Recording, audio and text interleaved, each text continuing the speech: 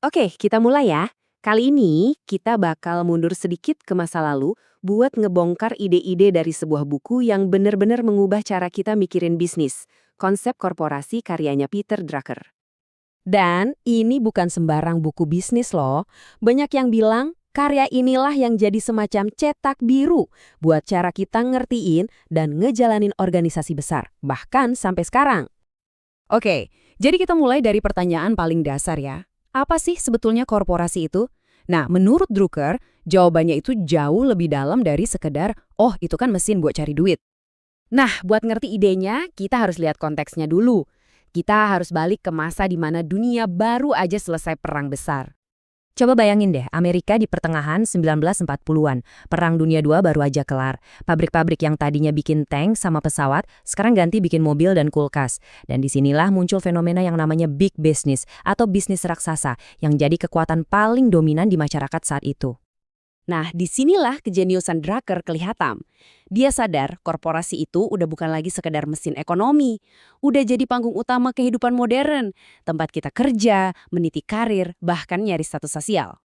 Korporasi-korporasi ini ada di mana-mana, kuat banget. Tapi ada satu masalah gede.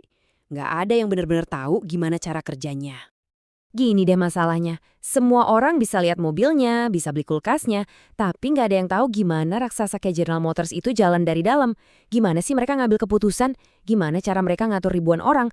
Semuanya itu kayak kotak hitam yang misterius. Nah, disinilah jagoan kita muncul. Namanya Peter Drucker, seorang imigran muda dari Austria. Dia ini penulis, pengamat, dan dia dapat undangan yang, wah, belum pernah ada sebelumnya, dari General Motors, perusahaan paling gede dan paling sukses di dunia waktu itu. 18 bulan. Selama itu loh, Drucker jadi kayak lalat di dinding di dalam General Motors. Dia ikut rapat direksi, wawancara para bos, ngebedah setiap detail. Ini kesempatan langka banget buat ngintip isi perut si raksasa industri. Terus, apa yang dia temuin di dalam kotak hitam itu? Ternyata, kuncinya ada di keseimbangan antara dua hal yang kelihatannya saling bertolak belakang. Rahasia suksesnya GM, kata Drucker, itu satu konsep yang radikal banget. Desentralisasi.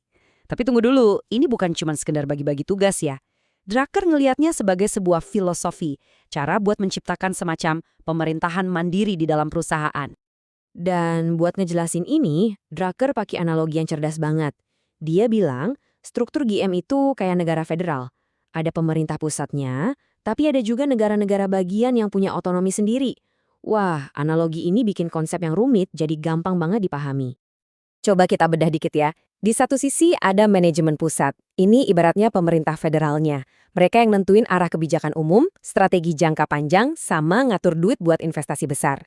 Nah, di sisi lain, tiap-tiap divisi, misalnya Chevrolet atau Buick, itu beroperasi kayak negara bagian yang mandiri. Mereka bebas nentuin cara terbaik buat ngejar target mereka. Terus gimana caranya sistem ini bisa jalan dan gak malah jadi berantakan? Ternyata ada 3 langkah penting. Pertama, aturan main dari pusat harus jelas. Kedua, kasih kebebasan penuh buat manajer divisi buat berinovasi dan bertindak. Dan yang paling penting, nomor 3, harus ada cara yang objektif buat ngukur kinerjanya. Jadi, kebebasan itu harus diimbangin sama tanggung jawab. Nah, GM ini pakai 2 alat ukur utama yang pinter banget. Ada yang namanya base pricing, buat ngeliat seefisien apa sih satu divisi dalam produksi, dan ada posisi pasar kompetitif, buat ngeliat seberapa laku produk mereka. Dengan 2 alat ini, penilaian kinerja jadi nggak lagi berdasarkan suka atau nggak suka, tapi benar-benar berdasarkan data yang jelas dan objektif. Tapi, penemuan Drucker nggak berhenti di situ. Dia nemuin sesuatu yang jauh lebih mendasar lagi soal apa itu korporasi. Dan ini nih yang menurut saya idenya paling revolusioner. Drucker sadar kalau fondasi sebuah korporasi itu bukan mesin, bukan juga uang, tapi manusia dan hubungan antar manusia itu sendiri. Intinya organisasi itu ya sebuah sistem sosial. Analoginya itu indah banget. Dia bilang organisasi itu kayak sebuah lagu. Keindahannya itu bukan di masing-masing notnya, tapi di harmoni dan hubungan antara not-not itu. Sama kayak perusahaan, nilai itu baru tercipta dari cara orang-orang di dalamnya bekerja sama. Nah, karena korporasi itu isinya manusia, tantangan terbesarnya ya soal manusia juga. Drucker ini orang pertama yang memetakan masalah-masalah ini dengan rapih. Gimana caranya kita nyiapin pemimpin buat masa depan? Gimana caranya membangun semangat tim yang kuat? Gimana caranya biar para bos besar nggak jauh dari bumi? Ini pertanyaan-pertanyaan besar yang sampai sekarang pun masih super relevan. Oke, terus apa dong dampaknya semua pemikiran dari tahun 1946 ini buat dunia kita sekarang? Dan inilah warisan terbesarnya. Drucker itu nggak cuma menganalisis satu perusahaan.